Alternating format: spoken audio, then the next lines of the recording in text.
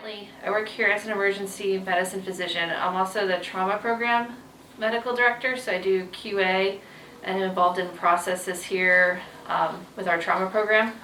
And then the other things I do include being a pre-hospital physician and medical director for Valley Regional Fire and Rescue.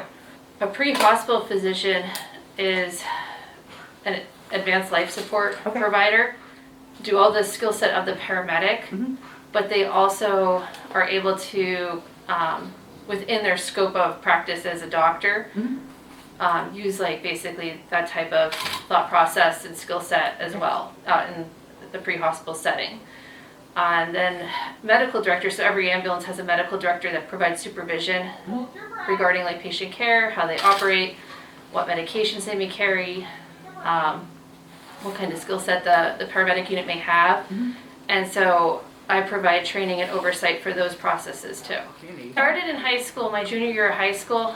My uncle actually was involved with a local ambulance as a volunteer. And so I started running with them that fall. My senior year of high school, I took the emergency medicine technician class. And then after that, I worked through college as a EMT. When it comes down to running with Valley Regional, part of the things is, I had a lot of opportunity there. So it's nice to be able to, contribute and give back to my community that way. And not, kind of remember where you came from. That's really important to me. So why did you stick with the ambulance? I really liked it after I first got to, that's the most simplistic way to look at it. Was when I first got involved with it, I thought it was fascinating for a few reasons. One is, I like emergency medicine in general, and that's definitely the type of medicine. I couldn't see myself doing another type of medicine. But when I got involved with the ambulance, it was a lot of fun, working with the people that are around the ambulance. The skill set is interesting because you take care of trauma, you take care of medical, and you're with patients on the ambulance for basically with about an hour. So you have to get a lot of information in that time. You have to provide stabilization in that time. And then you move on, which is kind of an interesting thing, in its own. So you get to meet a lot of different people and take care of them in different situations. So that was always really fascinating.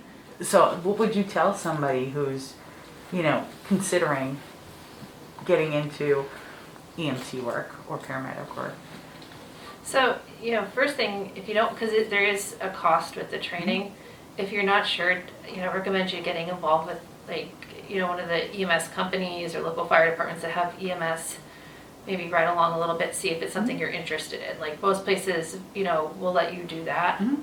If you're really serious about becoming an EMS provider, the best time to do the EMT training would be while you're still in high school, if you're thinking about going to college, because once you start college, it's really hard to do the EMT class, mainly because the EMT class is several nights a week, there's weekend commitments, and it really is set up like a college class. The progression from ambulance work to hospital work, was it natural for you? Parts of it, yes. Okay. Some of it, no. Okay.